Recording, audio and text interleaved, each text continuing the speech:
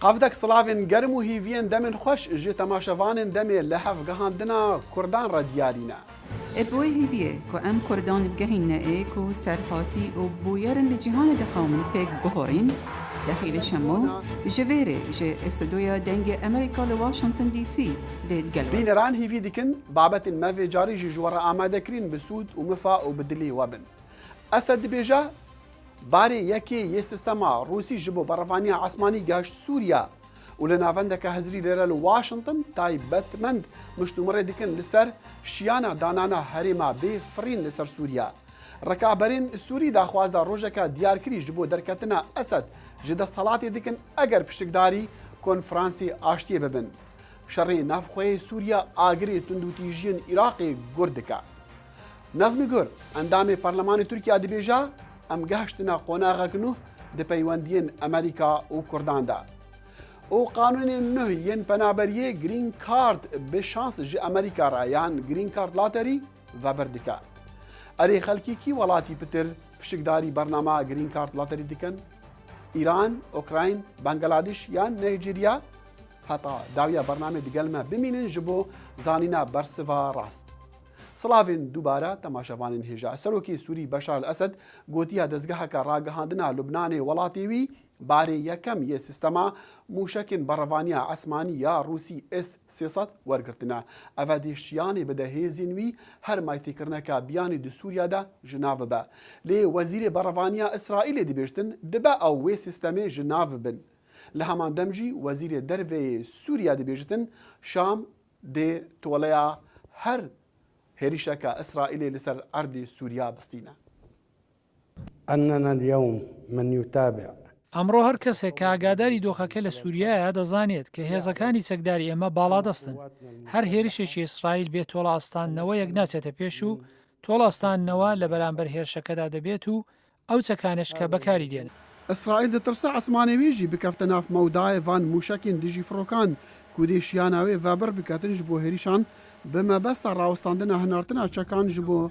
مليتان حزب الله للبناني هطانها تشي بشتراسكرين جي ادعاين أسد رنينن وروسيا جي تيبيني ندانا اگر هات بشتراسكرين افا موشكين زيدا بيشكتين ديجي فروكان ين روسي ديشيانا هيزن هوائيين سوري زيدا بكتن وهفدم دقلفان قفو شاف سوريان ديرا لواشنطن بنيادي امریکی جبو آشتیه پانیل لجرناوی دورا بیفرین لسر سوریه بجاره و آستنگ رک خست.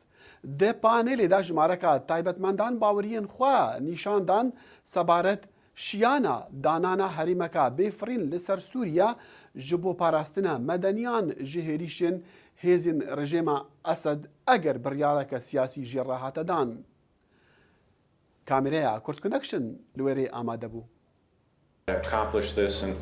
د پانل دا جنرالك فروكافاني خاننشيني لشكري أمريكي ديفيد ديبتشول كوبشكداري دي چندين كريارين دجا فرين دا كريا نمونين عراق و ليبيا شروع فكرنو لغوراوانا احتمالا دانانا دفرا بفرين لسر سوريا كر ليوي بيناسين كر كوشيانا براوانيا عثمانيا سوري بهسترا افجارانگا دانان و زيرواني كرنا هريمكا بفرين لسوريا بقربانينا بتن اگر چی بریارا دانانا هریمکا وصا بریارکا سیاسیا مازن جرا دویتن چونک وکا راگهاندنا شریطی هجمارتن لبالوز تایبت فریدریک هوف شارزای ناوندا رفیق حریری یا روشلاتا ناوین و شیردوان سروک اوباما جبو وگوهاستنان لسوریا گوت هشتا حکمت امریکی نپیگرتی سرکتنا لشکریا سرحلداین سوریا لیدویت هر کس گوه خوبدا پیگرتنین ایران و حزب الله و هتا رادهکی روسیا جبومانا اسد و سرکتنا رژیماوی و پسیاری جوخوا بکا اری امی وینا پسند بکین یا نه اگر نه دوید حکومت سروک اوباما کارکی بکتن رژیم اسد حسابات خوابی بگوهرتن. The administration has concluded that Assad's calculation must بريسهوف گوت حکومت گشتیاوی انجامی کو دویتن حسابات اسد بین گوهرتن هتا رژیم قائل بتن بدانستاندنو لهف هاتنان نهات تخمین اسد لسر پیشهاتن لشکرین لميدان شري امباسدر هوف بریارکا کنکریت جبو هریما بفرین پیوندیدار کر به پاراستنا مدنیان ئەولەهیە دۆست و هەڤبەندین ئەمریکا ji ئەنجامی شەڕی ڕژیمێ دیگەل سەر هەلدایە و هەروەسا گوهارتنە حساباتین ئەسد. ئەرێ بەرسف ji بۆ دانانە هەرێمەکە بێفرین دێ چ بتن ئەگەر ئەو ببە بژارە داویە ئەمریکا و جڤاکە نێفنەتەوەی ji بۆ ڕاوەستاندنا دەردێ مرۆڤانی لە سووریا That if a no-fly zone were put in place, it could only be resisted politically and not militarily. جان ئالترمان شارەزایە پرسێن ئەولەهی و جیۆستراتیجیا جیهانی باوەڕ دکەتن ئەگەر هەرێما نەفرین ها دامەزراندن لەسەر سووریا بتنێ دێ دژاتیکردنا سیاسی لێ بێتەکردن و چ بەرسڤێن لەشکری ژێڕە نابن چ بەرسڤێن کاریگەر لە هەمبەر هەرێمەکە بێفرین بەڕێبەراتیکردنا ڕۆژ ئاوا نابتن. لە دەمێک و هەوڵ ji بۆ چارەسەریین سیاسی هەیە و ڕێخستنا کۆنفرانسی ئاشتیە دنێڤبەرە ڕژێما ئەسەد و ڕکابەریەدا لە جنێفێ هەزرا دانانە هەرێما بێفرین بژارە قۆناغەکە دیا vê شەڕێ خوێنیە چونکو ئەگەر هات دانان نمونەین عێراق و لیبیاتێن بەرچاوکردن. ئەنجامی هەرێما بێفرین لە عێراقی ئازادکردنا هەرێما کوردستانە عێراقی بوو و لە لیبیا ڕوخاندنا ڕژێما قەزافی بوو. جۆزف هۆلیدەی شارەزا لە بنیادێ ڤەکۆلینێن لەسەر شەڕان و بووە تایبەتمەندێ قریزا سووری و ستراتیجەتە ئیرانێ دی سووریادا باوەڕ دەکەتن ئەگەر ئارمانجە هەرێما بێفرین لە سووریا گوهارتنا سایکۆلۆژی و تێگەشتنا ڕژێمێ بتن ئەس باوەڕ دەکەم دێ سەرکەفتی بتن لێ کارێکی ڕۆهن و ئەشکەرەی ئەمریکی و ڕۆژ ئاوا بە هەر ڕەنگێکی هەی دێ ڕژێمێ نەچار بکەتن پاش بەهەڕتن و کاری بکە لەسەر بڕیاری نوێژی. وی گۆتژی بە باوەڕیا من هەرچێ ڕێبازە کریارێکی ئەمریکی ڤەگرتن لەسەر دەست و داری دمێتن کە ئارمانژی چنە هەتاکو نەگەهتە قۆناغا گوهارتنا ڕژێمێ نەتەوێن ئێگرتی دەبێژت قریزا مرۆڤانی لە سووریا گەشتە خراپترین ئاست نەتەوێن ئێگرتی دیرۆکا خۆدا ڕووبڕووی ببە و نیڤا خەلکی سووری 11 ملیۆن کەسان پێتیڤی بە ئالیکاریەن بلەس هەیە. کۆمەڵێن ڕکابەرین سووریژی لە ئەستەمبۆلی تورکیا کۆم دبن داخواز دکن ڕۆژێک بێتە دیارکردن ji بۆ دەرکەتنا بەشار الئەسەد ji دەست هەڵاتێ هەتا ئامادەی کۆنفرانسی پێشنیازکردیە ئاشتیە ببن دەگەل ڕژێماوی. ڕێبەرین ڕکابەریە divên piştrast bin ku ئەسەد و مەزنە قۆماندارên لەشکری ڕژێماوی bên hilanîn. لێ کاربدەست لە شامێ دەبێژن ئەسەد وێ بمینە سەرۆکێ وڵاتی هەتا هەلبژارتنین ساڵا 2014 و ڕەنگە ئەو ji بۆ گەڕێکا دیە سەرۆکاتیە خۆ بەربژار بکە. وەزیری ناوخۆی سووریا بە هەمان شێوە بەرهەڵستی نیشاندا. سوريا اليوم بصمودها ومقاومتها ئەمڕۆ سووریا بە بەرگری و خۆڕاگری دەمەتەقەکان دەباتە سەر خاوەن کۆلۆنیەکان جاداخواوا ئیمپریالیستەکان زایۆنیەکان و نۆکەران و تیرۆریستانیان بن و ئاواتەکانیان پوچەڵ دەکاتەوە. ئەمریکا و رووسیا هەوڵ دەدەن کۆنفرانسی ئاشتی لە ژنێڤ بکرێت بۆ دۆزینەوەی چارەسەرێکی سیاسی بۆ شەڕی ناوخۆی سووریا. بەڵام بارەکە ئاڵۆز بوو بەهۆی بەرنامەی مۆسکۆ بۆ ناردنی موشک بۆ دەمشق بە بڕیاری یەکەتی ئوروپایی بۆ هەڵگرتنی گەماروی چەکی لەسەر سەرهەڵداوانی سووریا. هەروەها کۆمەڵی چەکداری حیزبوڵای لوبنان دانی پیاناوە تێکەڵاوی شەڕ لە سووریایە و ئێرانیش دەڵێت بانکهێشت کراوە بەشداری لە کۆنفرانسی سووریادا بکات. سکرتێری گشتی نەتەوەیەگرتوەکان دەڵێت هێشتا ڕێکەوتنێک بۆ بەڕێوەچوونی کۆنفرانسی ژنێڤ دیار نەکراوە.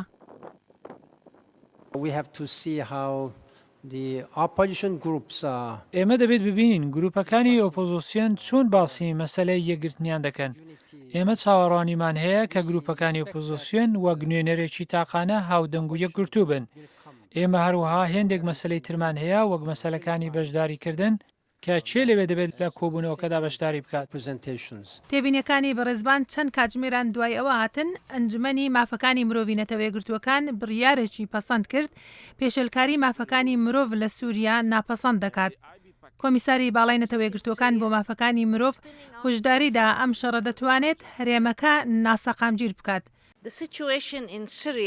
وەگوتی باری سووریا ڕنگدانەوەی شکستی گەورەیە لە پاراستنی خەڵکی مەدەنی و ڕۆژ بە ڕۆژ منداڵان ژنان و پیاوان ئازاری توندوتیژی کۆنتترۆل نەکرا و پێشێلکاریەکانی زۆری مافەکانی مرۆڤ لەلایەن هەموو لایەنەکان دەبینن. وەزیری دەرەوەی رووسیا بڕیارەکەی ناپەسەند کرد.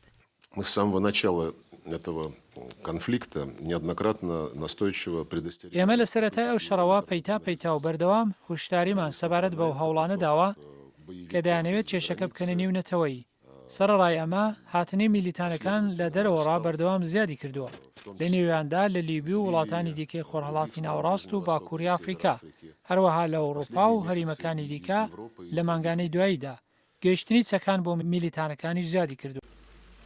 بەڵام ڕاوێژکاری ئەڵمانیا دەڵێت وڵاتەکەی چەک نافرۆشیتە وڵاتێک کە شەڕی ناوخۆی تێدا دەکرێت. وە گوتی ئەوەی لە دەستمان بێت دەیکەین تا بگەینە چارەسەریەکی سیاسی چونکە چارەسەری ڕاستەقینە بۆ سووریا سیاسیە دەڵێت بۆیە پشت بە کۆنفرانسی سووریا دەبەستێت. شەڕی سووریا زیاتر لە 2 ساڵە بەردەوامە و تا ئێستا بۆ تەمایی کوژرانی 80,000 کەس. محتەبەر شێروانی دەنجی ئەمریکا. و تێکەلیەکە ڕەشبین بەرچاو دەبا دنێڤبەرە بلندبوونە ئاستی توندوتیژیên عێراقی و شەڕی نافخۆی سووریادا. شەرەزا باوەڕ دکن ملیتانên girêdayî Elqaîda hatun û çona navbera van du welata dikin û cudahiyên olî bikardîînin ji bo rûxandina hikûmetên Şam û Bexdayê. لە ماوەی 5 ساڵی ڕابردوودا عێراق خراپترین توندوتیژی بەخۆیەوە دەبینێ. تەقینەوەکان و هێرشەکانی تریش بۆ سەر سونە و شیعەکان ئاڵۆزی ئاینزایی بە دوای خۆی داهێناوە. یەکێک لە هۆکارە سەرەکیەکان شەڕی ناوخۆی سووریایە. ئەمە شتێکی هەروە لە خۆوە نییە. زیادبوونی توندوتیژیەکان بەهۆی ئەو پارە و چەکانەوەیە کە دەچن بۆ لەشکری ئازادی سووریا ئەوانەی هاوپەیمانی ئەلقاعیدەن.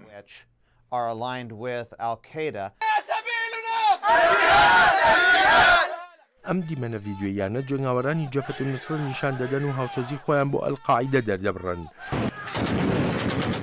جەبهەت النوسرە لەلایەن ئەلقاعیدە لە عێراقدا پشتیوانی دەکرێت و تونڕەوان بە ئاسانی لە سنووری نێوان هەردوو وڵاتدا دێن و دەچن. عێراقیەکان زۆر دەترسن لە کاردانەوە و گەڕانەوەی ئەو توندڕەوانەی پەیوەندیان بە ئەلقاعیدەوە هەیە. مایکل ڕوبن دەشڵێت سووریا ڕێڕەوێکی ژێرزەمینیە بۆ تونڕەوەکان تا بگەڕێنەوە بۆ عێراق. لە ساڵانی 2006 و 2007دا دەیان هەزار عێراقی بەهۆی قەیرانی ئاینزاییەوە کوژران، بەڵام ئێستا هێزی سەربازی ئەمریکای لێ نییە تا یارمەتی دەربێت لە دامرکانەوەی توندوتیژیەکان. وا بۆ چەند مانگێک دەچێت عەرەبی سوننە خۆپیشاندان دەکەن دژی حکوومەتی عێراق. هەندێک دەڵێن سەرکەوتنی سەرهەڵداوانی سووریایی بڕوا بەخۆبوونی داونەتێت تا بەرەنگاری ئەو سیاسەتانە ببنەوە وەک دەڵێن کە حکوومەتی نێوەندی بەرامبەریان دەیکا وەک جیاوازیکردن و پێشێلکاری. لذلك بقدر ما هي اللحظة دەشێت ئەم ڕەوشە بەرەو شەر بڕوات. لەوانەشە هەندێک بێت بۆ بڕیار بەدەستەکانی عێراق تا بۆ یەکەمین جار بە ڕژدی بیر بکەنەوە سەبارەت هاوبەشی دەسەڵات و بەرپرسێتی ئاسایشی و سامانەکانی وڵات. لەگەڵ بەردەوامی خوێنڕشتەکاندا هەندێک لە ڕێبەرانی سوننە دەڵێن قەیرانەکانی عێراق و سووریا تێکاڵاون. وەک هەوڵێک تا عێراق هەناسەیەک بدات یارمەتیدانی کۆتایی هێنانە بە قەیرانی سووریا چەندێک درێژە بخایێنێت ینی مەترسی زیاتر بۆ سەر عێراق. هیچ ئاماژەیەک لە ئارادا نییە قەیرانی سووریا بەم زوانە کۆتایی پێبێ. ڕێبەرانی عێراقیش نیگەرانیان هەیە کە دەشێ وڵاتانی تریش دەستیان هەبێ لە هەندانی ئەو هێرشە ئاینزاییانەی ناو عێراق. ولكن عودة هؤلاء هو استثمار. گەڕانەوەیان بەکارهێنانیانە بۆ ناجێگیری سیاسی کە بۆ تەمایی ناسەقامگیری بەهۆی ئەو ئەجەندە ئاینزانەی لە دەرەوەی سنوورەکانەوە دێن. سەرۆکوەزیری عێراق بڕیاری ئاڵوگۆڕێکی زۆری داوە لە گەورە بەرپرسانی ئاسایشیدا، بەڵام هێشتاش ترس و نیگەرانی زۆرن لەوەی شەڕی ئاینزایی وڵاتەکە هەر بەردەوام بێ. بەڵێن ساڵح بەشی کوردی دەنگی ئەمریکا. بینەران لە هەفتیا بۆری دوو سیاسەتوانین کورد ئەندامین پەرلەمانی تورکیا ئەحمەد تورک و نەزمی گۆر دەگەل ژمارەکە کاربەدەستین ئەمریکی جڤیان. نەزمی گۆر گۆتە دەنگی ئەمریکا کۆ حکومەتە ئەمریکی و وەزارەتە دەرڤە بگەرمی پێشوازی لوان کرد وان باوەریا کوردان ji bo pêvajoyê aştî li Tirkiya û çend babetên girêdayî rojhilata navîn û rolê Kurdan di herêma rojhilata navîn da gihand Emerîkiyan. The American government, especially White House and Foreign Minister of Foreign Affairs. حکوومەتی ئەمریکا و بەتایبەتیش کۆشتی سپی وەزارەتی دەرەوە پشتیوانیەکی گەورەیان لە پرۆسەی نوێی ئاشتی کرد. زۆر گرنگە بۆمان ئەو جۆرە ڕوانینە لەسەر بەردەوامی ئەو پرۆسەیە هەیە و ئامادەشین بەشداری زیاترمان لەگەڵ هەردوو لادا هەبێ لە پێناو گرتنەبەری هەنگاوی زیاتردا ڕۆ و دیموکراسی و ڕیفۆرم و پەرسەندن. دەتوانم بڵێم ئێستا گەیشتوینەتە قۆناغێکی نوێی پەیوەندیەکانی کورد و ئەمریکا و دڵنیاشم لە ئایندەدا پەیوەندێکی باشترمان دەبێت لەگەڵ حکوومەتی ئەمریکا و لەگەڵ دامەزراوەکانی تریشدا.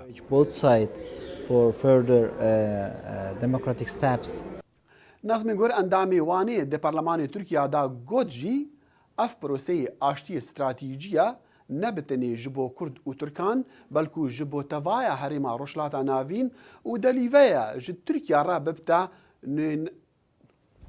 This process is very new and strategic and historical process.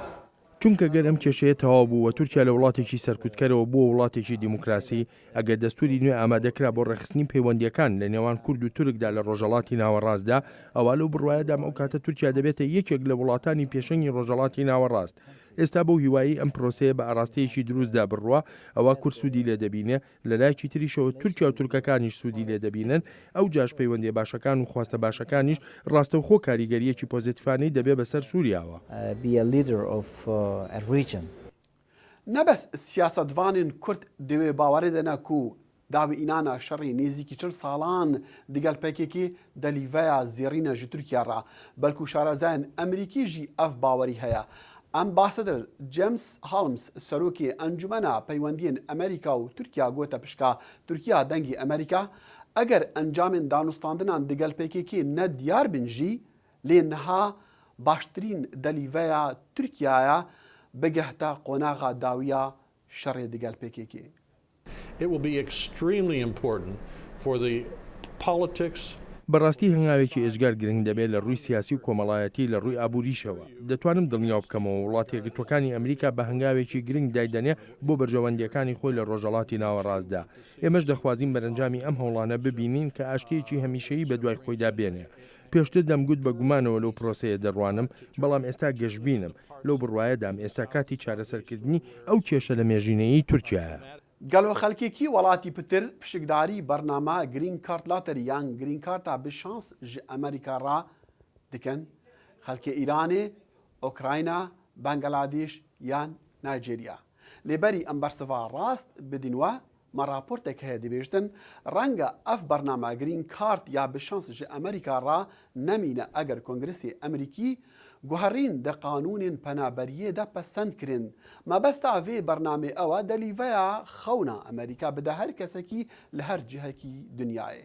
Lê li gora nexşeyê nûhiyê Kongresê Emerîkî delîve bitinê dê ji bo wan kesa bitin duwarên zanistî de math û teknolojiyayê de kar dikin. دو ساڵ لەمەوبەر ڕەفیق الئیسلام ویزایەکی وەک دانیشتووی دایمی ئەویش لە ڕێگای تیر و پشکی گرین کارتەوە بۆ دەرچوو لە بنگڵادەشەوە هاتە ئەمریکا لە جلی پۆشین زیاتر چیشک نەدەبرد و هیوای ژیانێکی باشتری لە ئەمریکادا دەخواست. من داوام کردو بۆ ئەمریکا هاتم دەمەوێت بەختم بگۆڕم ئەگەر بتوانم بەختم بگۆڕم دەتوانم پشتیوانی بەرنامەڵەکەم بکەم هەموو شتێک گۆڕانی بەسەردا دێت هەر بۆیە سناتۆر ئێدوارد کەنەدی کۆچکردوو لە ساڵەکانی دەی 1990 بیرۆکەی سیستمی ڤیزای بە تێر و پشکی هێنایە گۆڕ وەک ڕێگایەک بۆ ئەوەی دەرفەت بە ئەوروپا وڵاتەکانی دیکە بدات کە کەمتریان بۆ دەردەکەوت. پرۆگرامی تیر و پشک کە بە فرە ویزا ناسراوە 50,000 ویزایە لە چاو 1 میلیۆن کارت لە هەر ساڵدا دەردەچێت.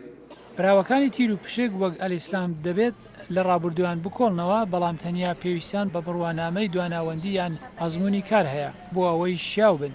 پارێزەری کۆچبەری ڕاجیڤخانە دەڵێت فرەویزای بۆتە هێمایەک بۆ بایەخەکانی ئەمریکا. بەڵام وڵاتە یەکگرتوەکان بەختەوەرە و لەوانەیە بێبەخت. بەو دیدەبووچونە تاقانەی کە ئیمە هەمانە کە ئێمە وەکو وڵاتێک کە هاوڵاتی کۆمەڵگای نێونەتەوەیە ئێمە دەبێت هەندی شت بە بیرۆنیازێکی باشەوە بگونجێنین لە جیاتی وەکو کێشەی بەرژەوەندی خۆیی. بەڵام بە پێی پلانی پێشنیازکرا و چاکسازی کۆچبەری کە ئێستا لە کۆنگرێز و بەرچاو دەگیرێ فرەویزایی تووشی کەمبوونەوە دەبێت. بە جێگایەوە پلانەکە دەرفەتان بۆ خاوەن پیشێ وەک بوشان پارێ زیاتر دەکات کە بڕوانامەی باڵایان لە زانست تێکنۆلۆجیا ئەندازیاری و مەتماتیکس هەیە. ویزای خاوەن پیشەی H1B لەلایەن کۆمپانیێکی گەورەی ئەمریکا پشتیوانی لێ دەکرێت. لەبەرەوەی بڕوانامەی 4 ساڵی ئەندازیاریم لە هەندوستان وەرگرتووە و پاشان لە هەندوستان ساڵی کارم کردووە لە دەمی پرۆسەی چاپێکەوتنەکەدا ئاشکرا بوو کە من شارەزاییم لە بەڕێوەبردنە هەبوو کە ئەوانی لێدەگەڕان. هێندە گەندامی کۆنگرێز بەرهەڵستی کەمکردنەوەی فرەویزان دەڵێن ئەمریکا دەبێت هێندێک دەرفەتی بە کەسانی هەژار و بێدرەتان بدات بەڵام لەو کاتە سەختە یابووریدا وەک خانە دەڵێت وە بەرچاوگرتن چیتر مەسەلەی سەرەکی نییە بۆیە هەمە چەشنەوەکو خۆی ئیتر ئەو چاکەکردنە نییە کە لە سیستمی ئێستای کۆچبەریدا پێشنیاز کراوە وەرە ژاتی ئەوەی کە ئێمە بەدوایداین ئێوە چی دەتوانن بۆ ئێمە ئەنجام بدەن خانە دەڵێت لە حاڵێکدا خاوەن پێشانی ئەمریکا پشتیوانی لە ویزاکانی کار لێهاتوو دەکەن کەسانی هەژاری وڵاتانی بەرەوڕستکان چوو پشتیوانانی ئاوا بەهێزیان نییە. بەری بینەران پرسیارە مەیە vê heftiyê ev bû gelo xelkê kî welatî pitir piştgdarî bername Green Card Lottery ji Amerîka re dibin. Xelkê İranê, Ukrayn, Bangladeş yan Nîjerya. Bersiva rast bijara sê ye. Xelkê Bangladêşê ye. Ji jimara 19 milyon kesên daxwaza vîza Green Card bi şans ji Amerîka re kirî li seranserî cîhanê li sala 2012 بتني لبنغلاديشي 7 مليون و 600 هزار بون دبيرا لنيجيريا 2 مليون و 144 هزار و 600 بون لجي اوكراينا جي مليونك و 80 هزار بون بلي بينران لحفتيابي امي جوارا بيجن كا در انانا نفتا امريكي چاوا گريداي جيوبوليتيك يان جغرافيا سياسيا جيهانيا جبو تماشا کرنا برنامه ما و چندین بابت و راپورت و هفیوینین دی و دکارن سردانا مالپرین ما بکن دنگی امریکا یان دنگی امریکا ایمیل ما اویا kurtconnection@voanews.com فیسبوک kurd connection حتی جارك دیجی استافی لهفگاندنا کردان kurd connection هیویا دمن خوش جوارا دکن